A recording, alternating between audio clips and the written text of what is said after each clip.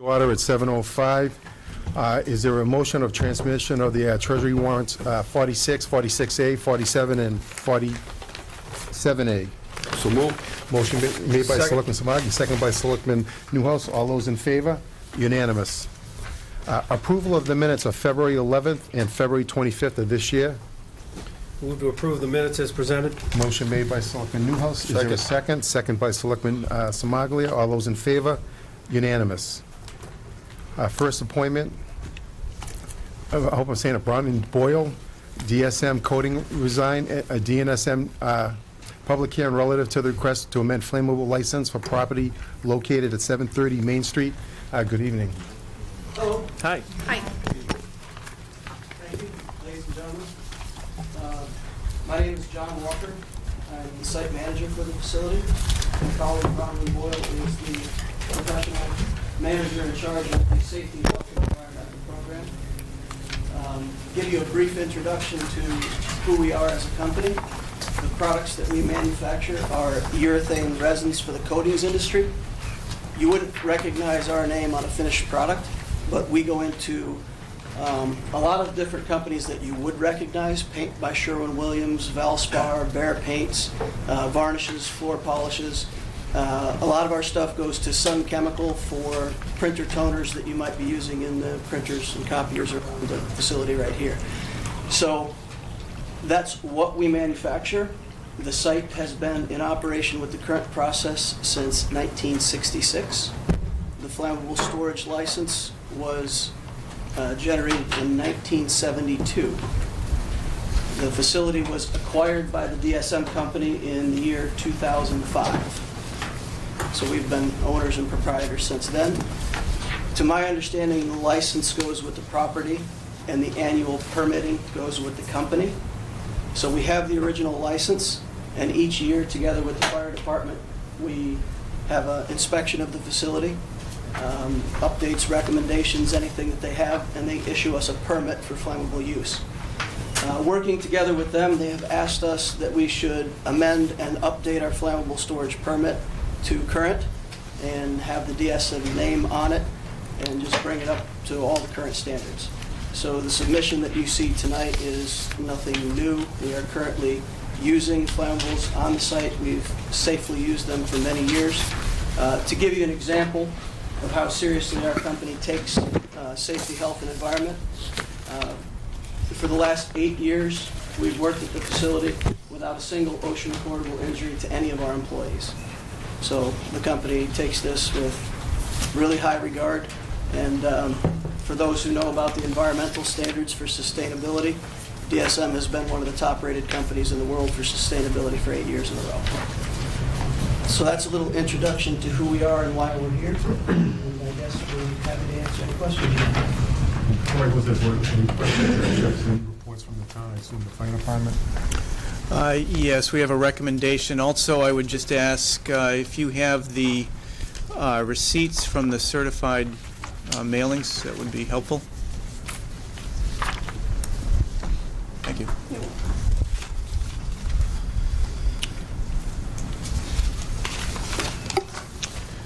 We have a recommendation from the Fire Department, Deputy Chief Rick McClellan. The Wilmington Fire Department does not have any outstanding issues concerning the flammable license application for DSM Neo Resins at 730 Main Street, Wilmington. That's it, sir. That's it. Any questions, comments from the board at all? And given that there's no questions or comments, is there a motion relative to the request this evening? I would make the motion for me based on the positive recommendations from our town employees, the deputy fire chief, as well as the there was another, right? Oh yeah, that's right, building inspector. With those positive recommendations, I would move that we approve the application as submitted. Second. Is there a second? Good. Mr. Chairman, I just acknowledge that I know over the course of the past probably 18 months, a couple of years, the clerk's office and the fire department have been working to update all these flammables. I just wonder, so I have no problem with it, but if there's any abutters who are in attendance that have any questions or concerns. Might be a good opportunity to hear from them if there are. Thank you, Mr. Newhouse. At this point in time, there's a motion, there's a second. Before I call for the vote, is there any questions from the audience, any abutters, any interest at all commenting on this? Seeing that there's no abutters. Motion made was by Selectman Shampoo, second by Selectman Newhouse. All those in favor? Unanimous. Thank you, good luck. Thank you. Thanks for coming out. November 20th. Yeah. Yep. Oh.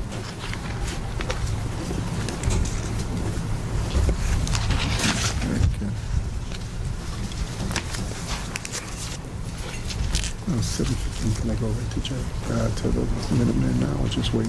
Let's go into communications. We can do communications until... All right, fine. We have 5 more minutes to our next appointment, so I'll just turn it to Jeff for communications. Jeff? First, under communications, there's a letter that was directed to the Board of Selectmen dated April 23rd, actually received in the office on May 1st, and it essentially references a vote of no confidence that was taken against the fire chief, and then it proceeds to outline a number of reasons, I guess, as to why they took that vote.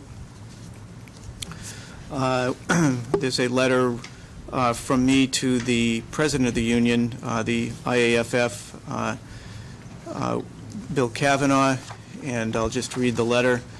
It states, thank you for taking the time on Monday, May 20th, to discuss the recent move made by the union relative to Fire Chief Edward Bradbury. As I expressed during our discussion, I believe it's in the best interest of the town to de-escalate the tension of the fire department and to establish a constructive dialogue to address issues that may exist. Your concerns about Chief Bradbury's prior residency and his promotions to Deputy Fire Chief and Fire Chief are issues that occurred in the past and cannot be undone. We can, however, learn from the past to guide us in ensuring compliance with civil service for residency and promotions going forward, and I am committed to doing that. My impressions of our conversation was that you acknowledged that a reasonable level of training associated with the programs required by the State Office of Emergency Medical Services has occurred.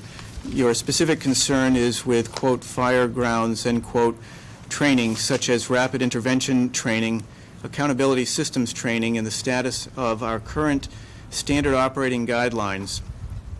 Additionally, you raised concerns about the pace at which the department is establishing guidelines for determining eligibility requirements for operations of the tower truck. The fire chief proposed on April 8th the activation of the safety committee as provided for in Article 5 of the collective bargaining agreement in response to your concerns regarding safety. I appreciate the union's willingness to participate in the committee. The committee will provide a forum to prioritize issues of greatest concern regarding safety and develop recommendations to address those concerns. My expectation is that the recommendations will be presented to the fire chief and me for consideration. The recommendations may include budgetary, contractual, or capital-related impacts and will be evaluated seriously with a focus on safety and effectiveness.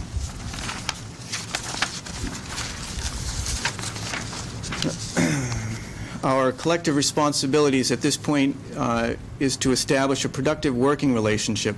I ask you as the union's leader to work with the chief and me to engage in a dialogue that will bring about productive relationships. As I noted, the past cannot be undone, but we can work to understand the specific issues of greatest concern to the union and together take on the task of collaboratively addressing them.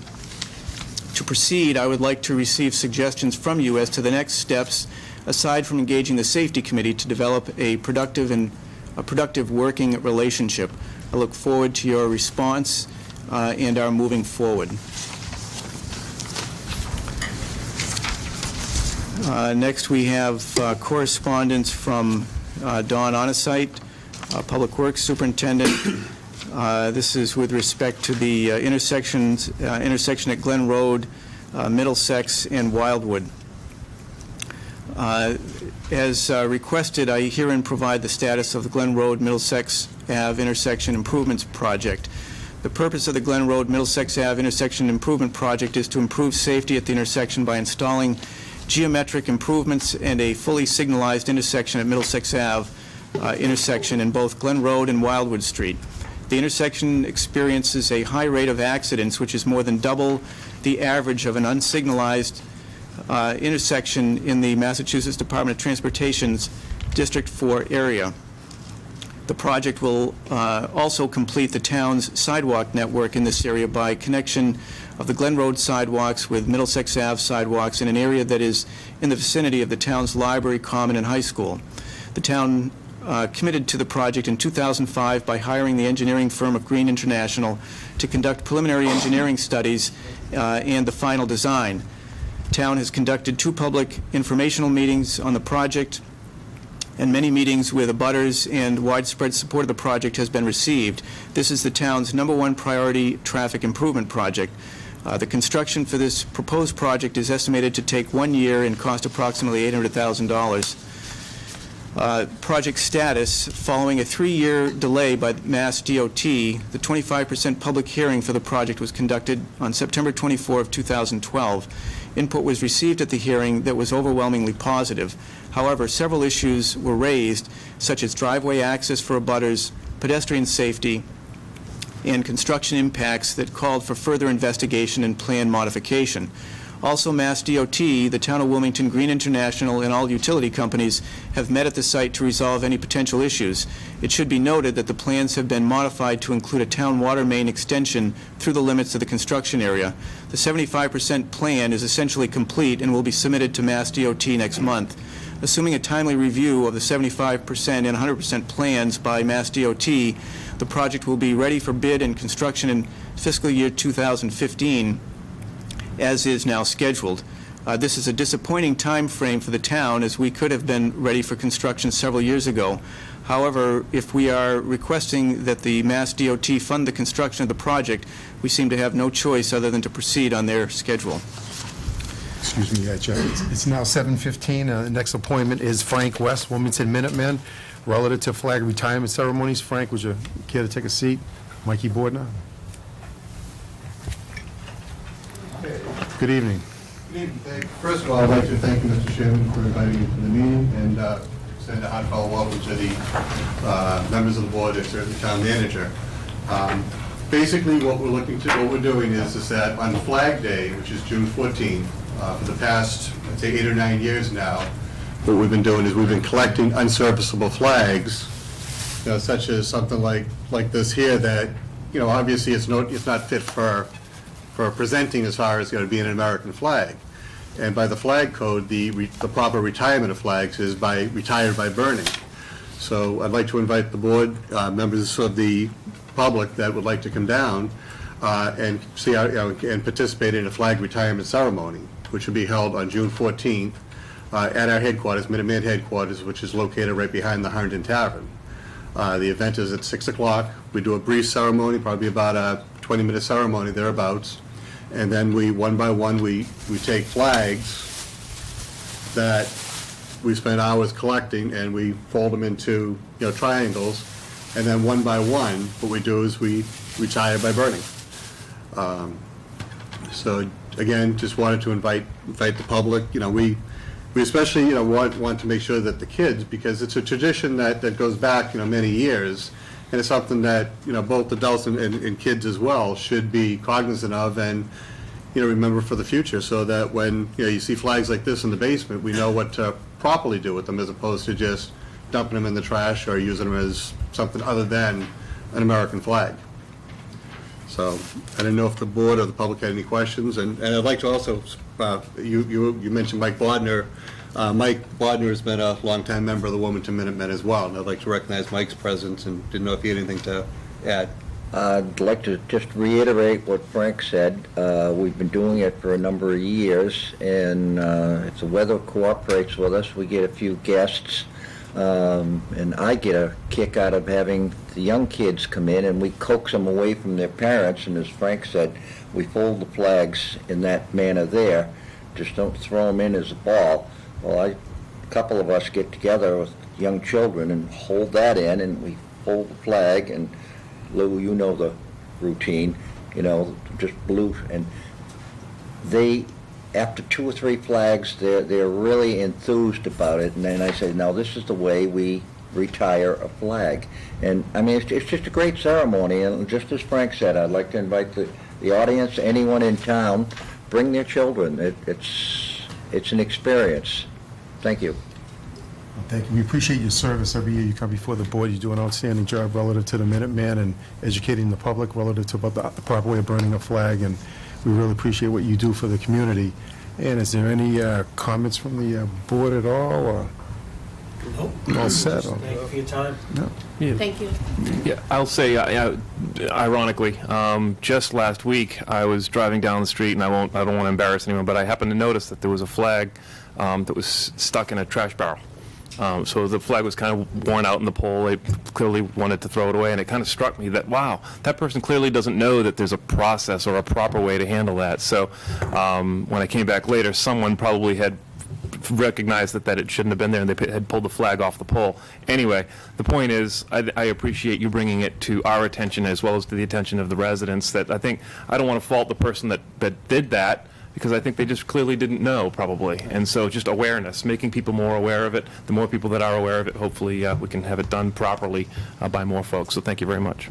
The one thing, if I may, Mr. Chairman, I just want to add real quick that we do collect flags year-round. There's a flag collection box right outside the front door of Town Hall here, and there's also a flag collection box at the Wilmington Post Office. And certainly, so we collect those year-round, and certainly if somebody has any questions, if they want to bring their own flags that day, whatever, it's up to them. So the only thing I'd just like to, if I may, is just some flyers that you can pass them to the board and anybody interested. And that's about it. We appreciate you being here. Thank you, and have a good night. Thanks. Thank you very much, gentlemen and ladies. Thank you. All right.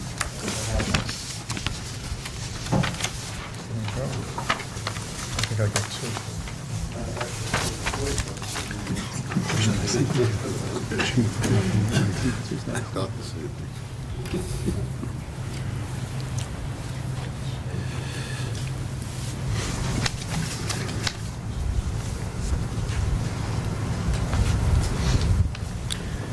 All right, thank you. Our next appointment, we're going to give a presentation to the Olympo Shrine as recognition of support for the Sean Collier Memorial Service. And I do see in the audience the former head of the state police and chief of the MIT, DeFalco here.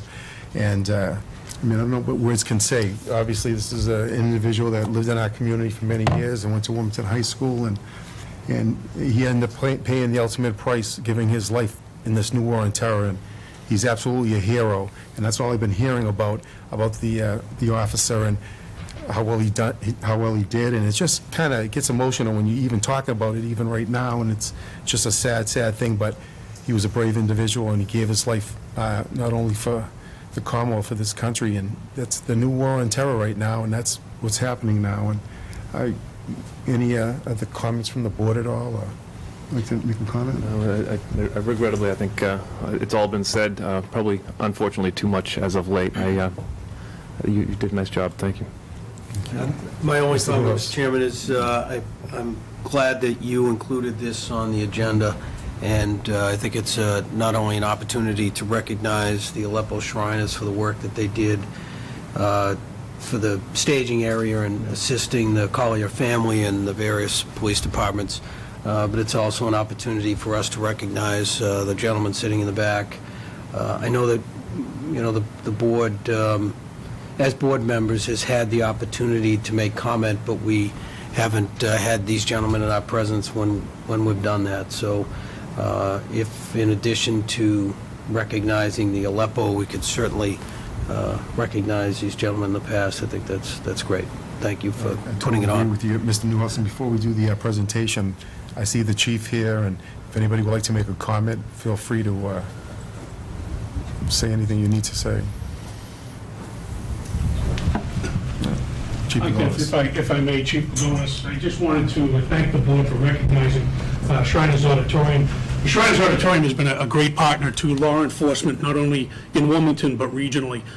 They've always supported us in any effort that we've asked. They provide their training, their facility is a training facility for law enforcement monthly, and are always there and responsive to any needs that we have. So I guess I don't see any representatives from the Shriners here today.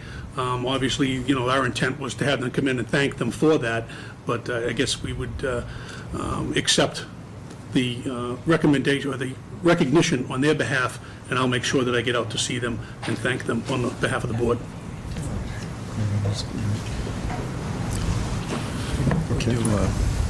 We also have Colonel John DeFava here as well, and the intent was to have him assist with the, you know, the recognition, and, you know, the Colonel might want to speak a few words of you know, his gratitude as to what the Shrine difference.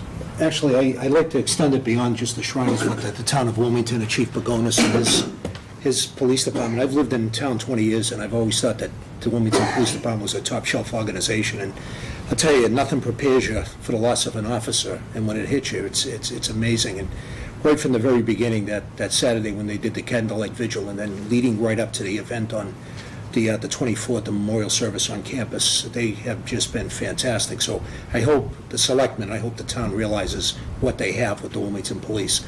And as far as the Shriners, I mean, you know, my mother told me a long time ago, when you're down, that's when you see who your friends are. And boy, I didn't realize how many friends we had. And you're kind of paralyzed when you're trying to deal with the emotional impact of losing an officer. So I kind of stepped back, and all my friends did the work for us. And what the Shriners did in providing a staging area for, Mike, how many thousands of police officers? Just amazing, and could not have been done without their help. And you know, I don't have a parking problem at MIT because there simply isn't any parking. And having that ability to be able to put the vehicles and the buses there was just tremendous. So thank you for agreeing to honor the Shriners. I appreciate it.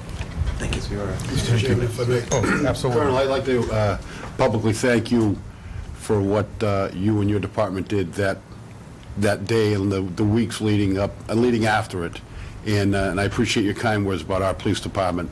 And also to echo the sentiment about the Shriners. And I know, Chief, you can contest to this, that there was when Officer McGuire was killed, we did the town hosted the funeral there, and that was just an amazing show of brotherhood. And once again, the Shriners stepped up, and I thank you, and I'm sorry for your loss. Thank you, sir.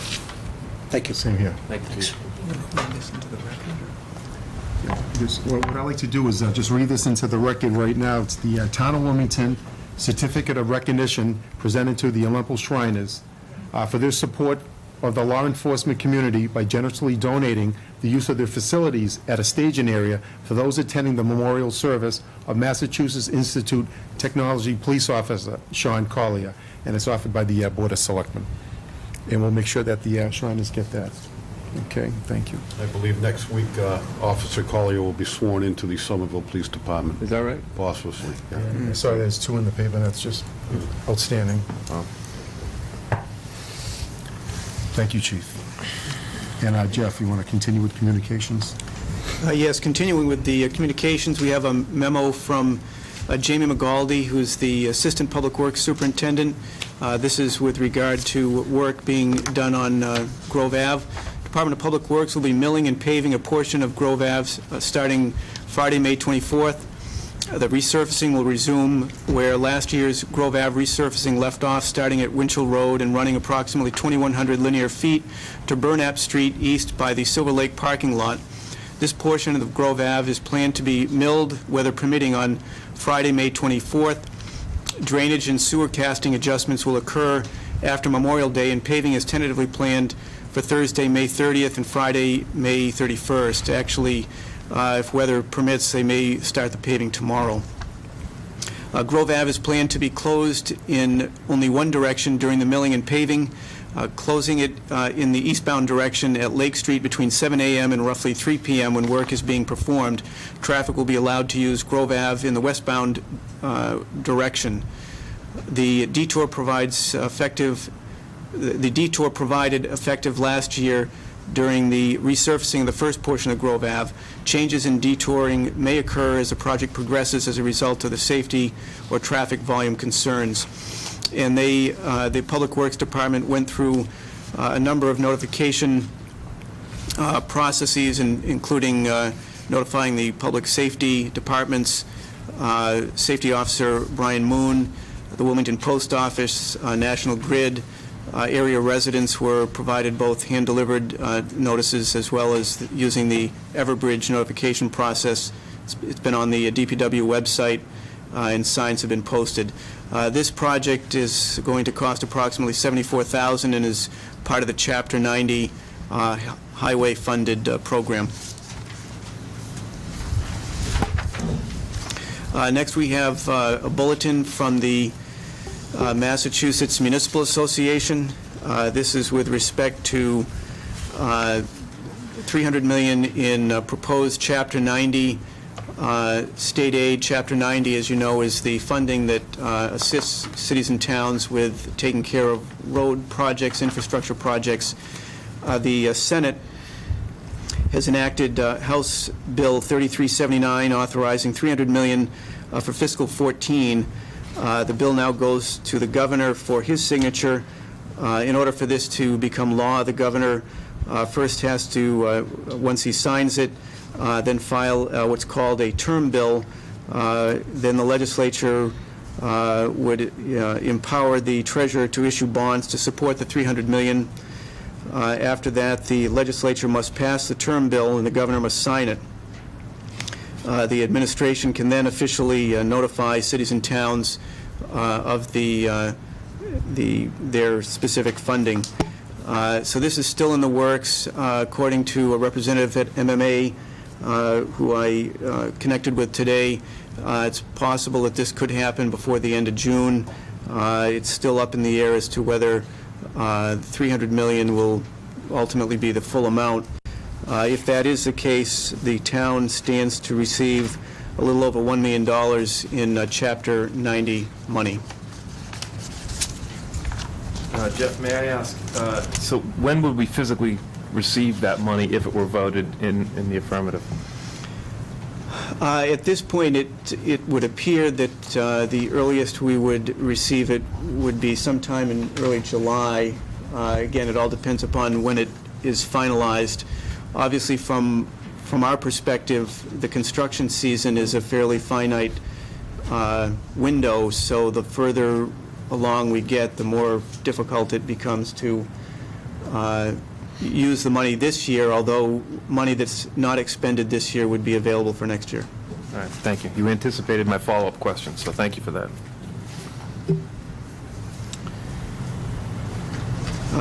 We have a letter from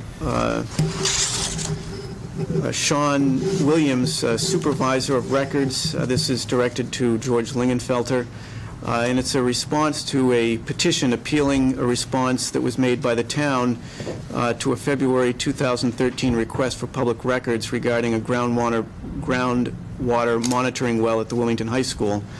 Mr. Williams notes that the town manager has communicated with a representative from his office and responded to the request on February 19th, 2013, reaffirming a September 2012 response advising that the town was unable to find specific information regarding the monitoring well in question. He goes on to note a record holder's duty to comply with requests for information extends only to those records which exist and are in his custody. There is no obligation to create a record in response to a public records request. And then he goes on to cite case law and then concludes by saying, accordingly, I accept that Mr. Hulls understood your request and responded to it with the best of his knowledge. Your administrative, I think it is intended to say administrative request is closed. We have correspondence from the Wilmington Historical Commission. This is regarding a new book that has been published by a Wilmington resident. Wilmington Remembers 9/11/2001. The Wilmington Historical Commission is proud to announce the publication of a new book by former Commission member Julie Fennell entitled Wilmington Remembers 9/11/2001. This book has been printed by the Wilmington Historical Commission and can be purchased now for $10 at the Town Museum at the Harnden Tavern, 430 Salem Street. The book is also available at other locations throughout Wilmington, including Wilmington Senior Center and the Wilmington Memorial Library. The Historical Commission wishes to extend an invitation to the Board of Selectmen as well as the general public to a book signing with author Julie Fennell at the Town Museum on Sunday, June 9, from 2 to 4 p.m. at the Town Museum. Books will be available for purchase at this event. In this book, Julie tells the story of Wilmington's response to the terrorist attacks of September 11, 2001. Through interviews with local residents, including former town manager Mike Kyra and Wilmington firefighter John Brown, as well as excerpts and photos from Wilmington's Town Crier and other local newspapers, Julie shows how the citizens of Wilmington reacted to an event that shocked us all. As Wilmington's Historic Commission Chair Carolyn Harris states in the foreword, quote, "It truly unified Wilmington as a community, united our resolve to protect the American way of life," end quote. All profits from the sale of this book will go towards the construction of a 9/11 memorial planned for the courtyard of the new Wilmington High School. Wilmington High School teacher Mark Staffier is leading Wilmington High School students in planning and fundraising for the project, and Wilmington firefighter John Brown is also contributing to the project. And then for more information, you can contact Terry McDermott at the Town Museum. Okay. We have correspondence from the Alcohol Beverage Control Commission. This is with regard to Colonial Park Liquors. And they indicate in their correspondence that on Wednesday, February 27th, 2013, an investigator visited the premises to investigate a complaint filed with the Commission. Colonial Park Liquors was alleged to have purchased alcohol from a liquor store in Salem, New Hampshire. The allegations were confirmed. The Commission finds the licensee violated Mass General Laws, Chapter 138, Section 23, for the sale of alcohol beverages from other than those purchased under Sections 18 and 19. In order to suspend the license for 6 days was issued, but then they also ordered to hold the 6 days in abeyance for a period of 2 years, provided no further violations occur. So essentially there was a violation notice, but it's being held in abeyance for the next 2 years. Okay. We have correspondence from the Mass Municipal Association. Again, this one is highlighting the State Senate's conclusion of their debate over the state's proposed $34 million budget for fiscal year 2014. Some of the highlights, Chapter 70, which is money for education, would be increased by $130 million over the fiscal year 13 level. This is now the Senate's proposed budget. Their budget is $15 million more than the amount proposed under the House budget. Their bill also provides for a 4-year phase-in, which would include the cost of retired teachers as part of the net school spending. This is clearly an important element for cities and towns because net school spending is really what dictates the commitment, at least the minimum commitment that is required for education. Certainly the teachers who retire continue to be a cost to municipalities, as most municipalities pay a portion of the health insurance for retired teachers. Also within this bill is an approval for $253 million to fund the state's share of the special ed circuit breaker program and a proposed increase of $21 million in unrestricted general government aid. At this point, the House and the Senate must convene a special commission to essentially come to terms with each of their respective bills before it gets sent to the governor for his consideration. We have correspondence from the Mass Department of Telecommunications and Cable. This is with respect to a hearing that has been announced for October 16th, 2013. It's a fairly standard process. It's to investigate the proposed rate increases by Comcast for their basic tier of programming.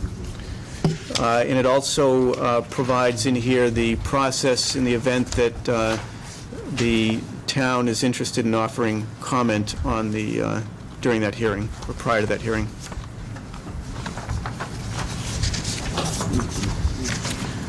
We have correspondence from Verizon.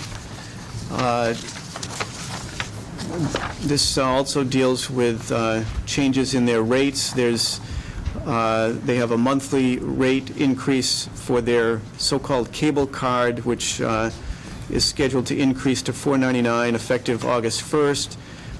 Then they're also increasing some grandfathered plans, so-called grandfathered plans. Those are also due to increase on August 1st. Notice will be going out to subscribers as of June 1st. And then they also notify us that there are some programming changes or channel shifts in various programs. Those will be effective coming up, and that notice is also going to subscribers. Too bad the old rates weren't grandfathered, huh? But, yeah. Okay. So that takes care of the correspondence. Next before the board, we have the board to consider request from Peter K. Stone, Olympus Shriners, for a one-day alcohol license for an event to benefit the MBTA Transit Police Officer Richard Donahue on Saturday. It will be June 22nd, 2013, from noon to 10 p.m., and the property is located at the Shriners Auditorium at 99 Fordham Road, and the rain date is Sunday, June 23rd, 2013. Once again, the Shriners have always helped out the community, and they demonstrated that earlier. And do we, I know we give out the licenses. Are there any recommendations? Yes, the police chief recommends approval. The reason for the one-day license is that their all-alcohol license applies only to the premises of the building itself as opposed to outside. So the best approach to granting this request is for the board to consider issuing a one-day license. Typically the fee for the license is $100. I would recommend the board consider, as it has in the past under certain circumstances, granting the license at no, waiving the fee. Waiving the fee, yeah. That's a good suggestion. Any comments? I move to grant the license and to waive the $100 fee. There's a second. There's a motion made by Selectman Newhouse. It's seconded by Selectman Somaglia. All those in favor? It's unanimous. Thank you. The next item is the board to consider request of Scott Grant, chairman of the 4th of July Committee, to restrict hawkers and peddlers to a 1/2 mile from the town calming during the period of Tuesday, July 2nd, 2013 through Sunday, July 7th. Any recommendations? This is a standard request that has been made by the 4th of July Committee, and it's been adopted in the past, and I see no reason why the board should consider otherwise. Okay, I'm just passing this along. Any comments, motions? Yeah, well, then, I have no comments. I would move that we grant the request of Scott Garant on behalf of the 4th of July Committee to restrict hawkers and peddlers. Second. Second. Motion made by Selectman Champoux, second by Selectman O'Connell. All those in favor? Unanimous. Thank you. The next item of agenda is the board to consider signing warrant for the special state election to be held on June 25th of this coming year, the special Senate election. That's right. This, just to read it into the record, to either of the constables of the town of Wilmington, greetings in the name of the Commonwealth. You are hereby required to notify and warn the inhabitants of said town of Wilmington who are qualified to vote in the special election to vote at precincts 1 and 2, Boutwell School, 17 Boutwell Street, precincts 2 and 3, Wildwood School, 182 Wildwood Street, precincts 5 and 6, Town Hall, 121 Glen Road, on Tuesday, the 25th of June, 2013, from 7 a.m. to 8 p.m. for the following purpose: to cast their votes in the special state election for the candidates of the following office, Senator in Congress. This is, as you know, to replace former Senator John Kerry. Is there any questions, comments, or motions? I move that the board sign the warrant. Second. Second. Motion made by Selectman Newhouse, second by Selectman O'Connell. All those in favor? Unanimous. Thank you. The next item on the agenda is the board to consider summer scheduling. There's some proposed dates, July 15th, August 12th. I mean, if those are acceptable, that's fine. If anyone has any issues with it relative to vacations or any upcoming events, I'd be happy to hear anything. None that I'm aware of at this time. Let me see. Looking at 12. All right. July 15th, August. I'll be back right now, I hope. It looks all right. All right, so that's good with the board. Any questions other than that? If not, just, I think we'll be fine with that, Jeff, for the summer sessions. Okay. Public comments.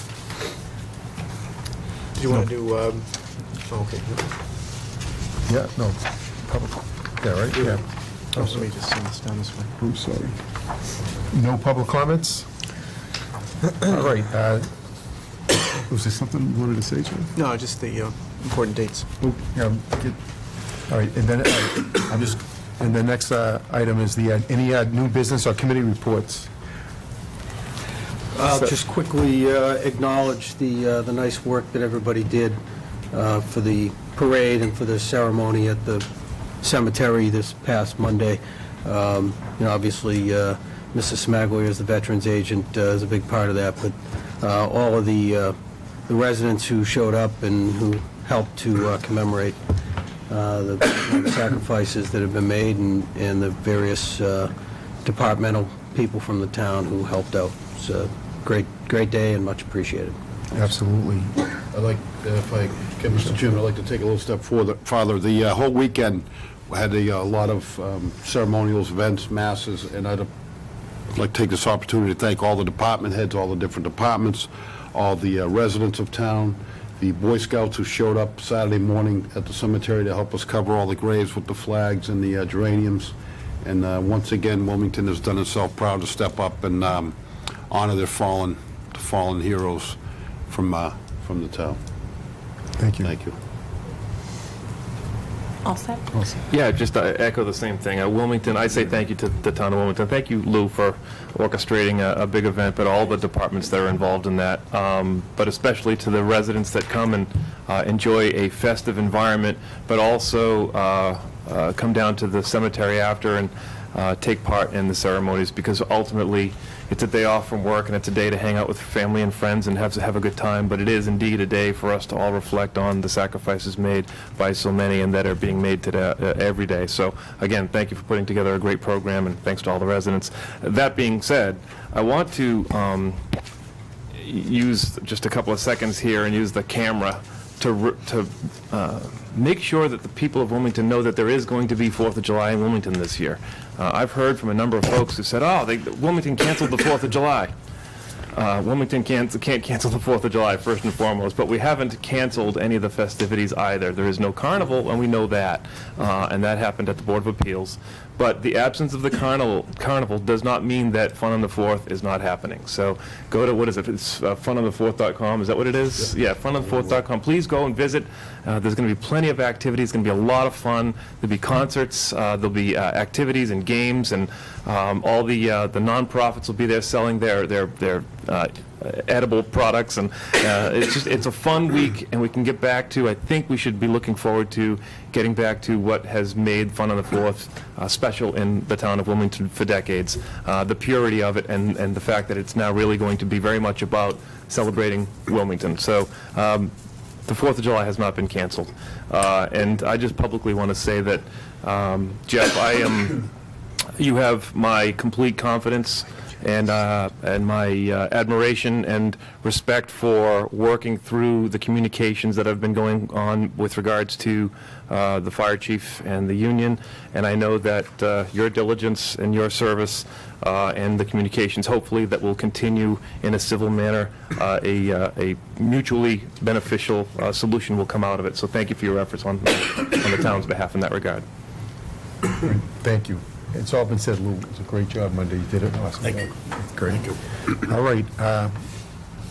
Important dates, Mr. Manager. May 30th is the next meeting of the Entile Farm Development Committee, room 9, 7:30. June 1st is the fishing derby at Town Beach, which is run by the Rec Department.